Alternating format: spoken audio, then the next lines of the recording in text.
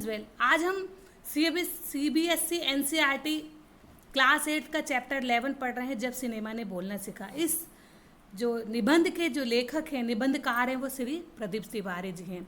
आप ये जो माइंड मैप देख रहे हैं, इस माइंड मैप में जो है सबसे पहला बताया कि युग्म। युग्म का मतलब होता है कि जो मिलते जुलते शब्द होते हैं, जैसे आसपास, इधर उधर। उपसर्ग जैसे निधन, निधन, कर्म, निकर्म।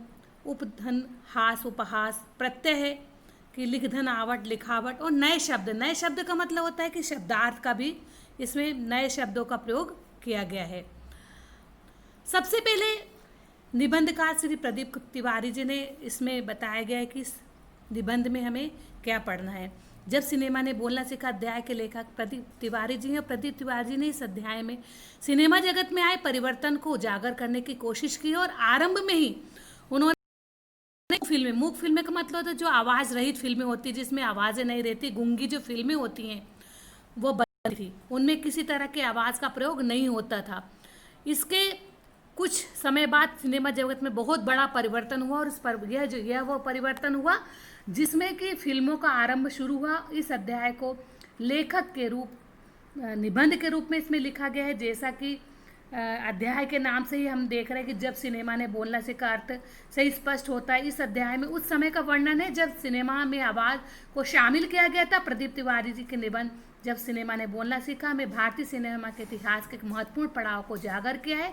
यह निबंध बिना आवाज़ के सिनेमा के आवाज़ के साथ मिलकर सिनेमा को विकसित करने का एक नया बयान करती भी हैं। वे शिक्षा की दृष्टि से और अर्थ प्रकट करती हैं, क्योंकि अब लोग सुन भी सकते हैं और देख भी सकते हैं और मुख्य भाग में दी गई सीख को अपने जीवन में उसे उतार भी सकते हैं, जैसा कि लेखक ने सबाक फिल्म बनाने का जो आगे कार्य किया है।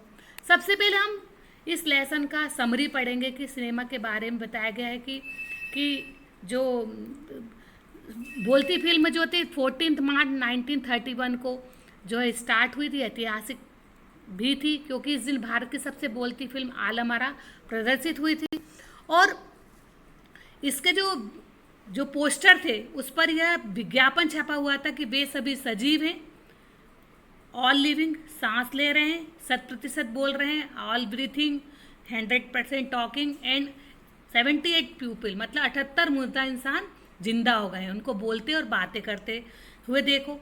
देश की पहली सबाक बोलती फिल्म आलम आरा के पोस्टर पर यह विज्ञापन की पंक्तियां छपी गई थी। इससे पहले जो है मूक फिल्में का मतलब होता है जिसमें आवाज़ नहीं होती, यह बनती थी। पहली बोलती फिल्म आलम आरा बनी जिसके फिल्मकार थे अरदेसिर एमिरारी। 1929 को उन्होंने एक हॉलीवुड के बोलती फिल्म शो बोट देखी, तभी से उनके मन में एक बोलती फिल्म बनाने की इच्छा जागृत हुई। और जब इच्छा जागृत हुई तो उन्होंने एक पारसी रंगमंच को जो है आधार बनाकर जो है पटकथा लिखी, कहानी लिखी। और उनके पास कोई भी संवाद लेखक, गीतकार और संगीतकार नहीं थे, अतः नाटक के कई गाने जो उसमें थे, पटकथा में थे, मतलब पारसी रंगमंच के जो नाटक में थे वही जो कि तो फिल्म में ले लिए गए। फिल्म के सबसे पहले पार्श्व गायक थे WM Khan.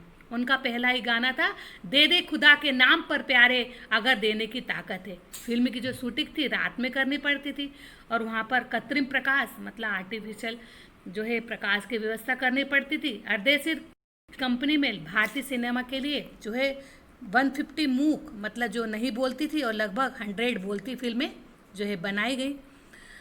Alam Ara film Arabian nights जैसी फैंटेसी थी। इसमें गीत, संगीत, नृत्य के अनोखे संयोजन थे।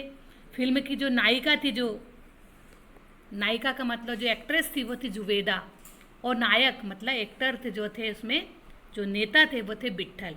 उस समय जो विट्ठल थे वो सबसे अधिक वेतन पाने वाले, पारिश्रमिक पाने, सबसे अधिक उन्हें वेतन मिलता था, उन्हें सबसे अधिक पेमेंट मिलती थी। बहुत ही फेमस थे यह नायक। विट्ठल को जो है उर्दू बोलने में मुश्किल आती थी, वो उर्दू बोल नहीं पाते थे। इसके कारण उनकी जगह, विट्ठल के जगह महबूब जो थे उनको इस फिल्म का नायक बना लिया गया। इस पर विट्ठल को बहुत गुस्सा आया। उन्होंने विट्ठल ने मुकदमा कर लिया और उनका मुकदमा जो है मोहम्मद अली जिन्ना ने लड़ा। उनके कारण विट्ठल मुकदमा जीत गए और पहली बोलती फिल्म के वे विट्ठल नायक बने। मराठी और हिंदी फिल्मों में वे लंबे समय तक नायक और स्टंट मैन के रूप में वे सक्रिय रहे और काम आलम आरा के और भी जो नायक थे और भी जो फिल्म में कार्य करने वाले थे, जिन्होंने फिल्म में पार्ट लिया था, वो था आलम आरा में सोहराब मोदी, पृथ्वीराज कपूर, याकूब और जगदीश सेठी। और भी अभिनेता थे जिन्होंने इस फिल्म में अपने अदाकारा अदा की। यह फिल्म 14 मार्च 1931 को मुंबई के मैजेस्टिक सिनेमा में प्रदर्शित हुई। यह फिल्म 8 सप्ताह तक हाउसफुल चली। यह फिल्म 10,000 फुट लंबी थी। उसे 4 महीनों की कड़ी मेहनत के बाद तैयार किया गया था। अन्य सामाजिक विषयों पर भी सबाक फिल्में मतलब बोलती फिल्में जो ही बननी शुरू हो गई थी।